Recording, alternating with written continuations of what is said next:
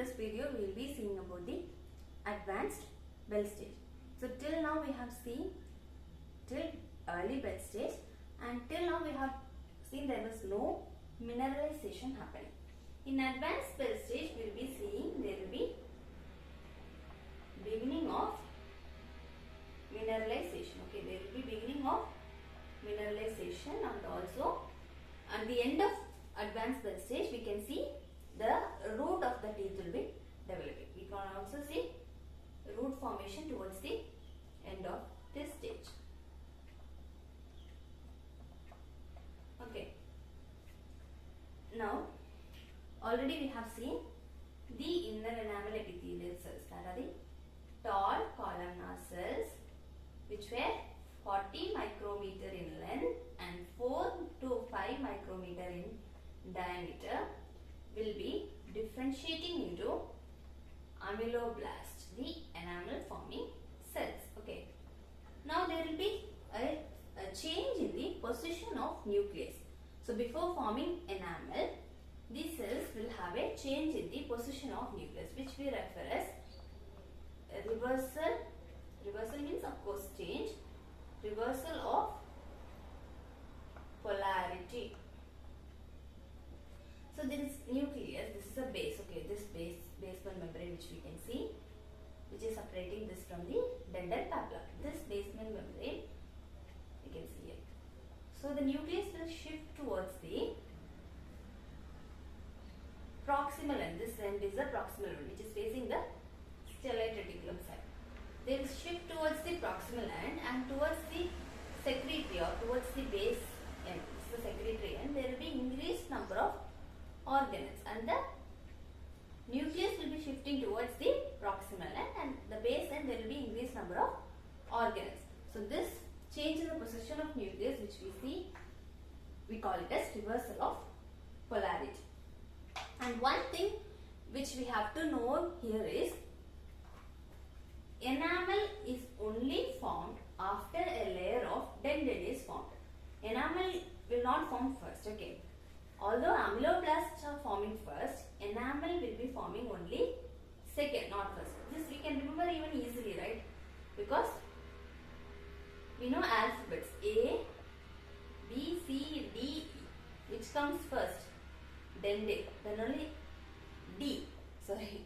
D for dentin. E for enamel. So which comes first? Dentin. D for dentin. Dentin comes first. Then enamel comes. In this alphabetical order, you can remember it more easily. Now we know we have inner enamel epithelial cells which will be first differentiating into ameloblast. Okay, the enamel forming cells. These ameloblasts will be signaling the dental papilla to differentiate into odontoblasts. Odontoblasts are the dentin forming cells which form the dentin. So the odontoblast cells will deposit the dentin, and the dentin will signal the ameloblast to form enamel. So ameloblast will form first. They will induce dental papilla to form odontoblast, and first dentin will be formed. Since ameloblast is forming first, but enamel is forming only after dentin is formed. Okay. These process of cells inducing each other to deposit enamel and dentin, this is called as reciprocal induction. This is called as reciprocal induction. Okay. Now enamel and dentin formation will be beginning, and first a layer of dentin will be formed. Okay. This dentin which is formed first is called as the pre-dentin. Only after this pre-dentin or the first dentin is deposited, then the enamel formation will be beginning. And ameloblast cells will be differentiating, that is inner enamel epithelial cells will be changing into ameloblast. They will begin at this portion, that is either at the cuspal or incisor. We can say this cuspal or incisor tip, and then it will be proceeding cervically. Okay, first differentiation will be beginning here, inner enamel epithelial cells to ameloblast, and they will be proceeding cervical region, proceeding cervical. And dentin formation will be happening in this direction. Dentin formation will be happening in this direction. Okay, that is what is toward inside dentin we have pulp, and proceeding in towards the root, that is it will proceeding as pulpally and apically, whereas enamel formation will be proceeding in coronal direction.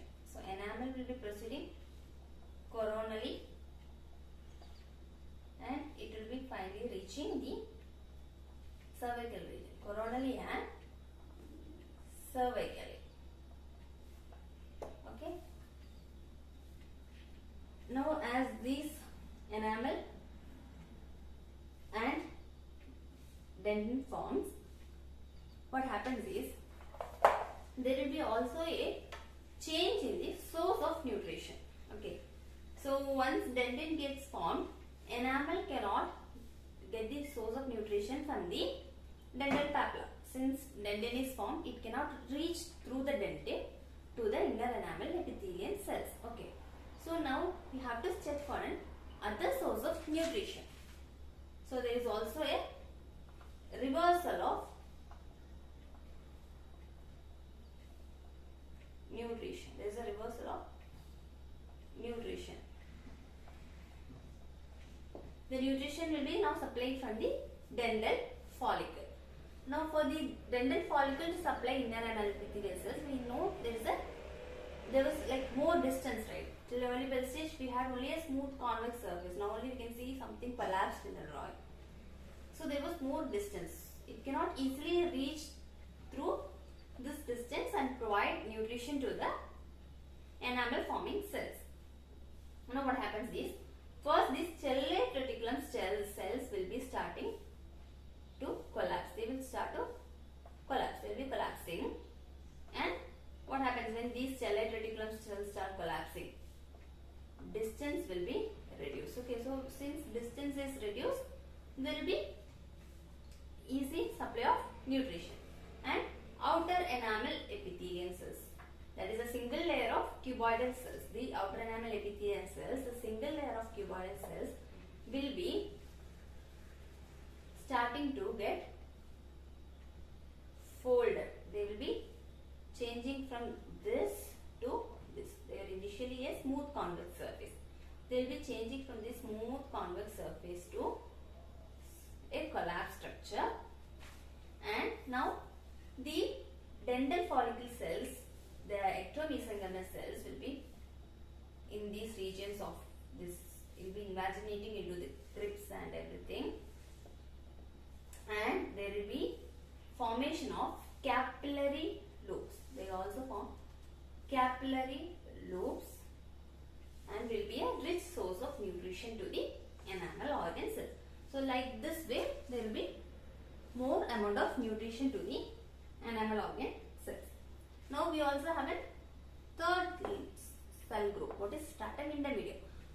Any changes in this layer? There will be no any significant changes seen in stratum intermedium, but they will have a tight attachment to the ameloblast and they play an important role in the formation of enamel. Okay, because when you see a section of root, we can see stratum intermedium is completely absent, and it is believed that this plays an important role in the enamel formation, because only coronal part we have enamel and the radicular part we do not have enamel, and it is believed that stratum intermedium has an important role in the formation of enamel. Now once smoothly we have nutrition supply and dentin has formed, then enamel formation will be also starting, and once these formation all starts and enamel and dentin has started deposited, and once they reach this region, what is this region? The future cemento-enamel junction. Once they reach the future cemento-enamel junction, or previously in the early bell stage we saw this as cervical loop. Okay, cervical loop. Once they reach here, the future cemento-enamel junction, there will be formation of an additional new thing, that is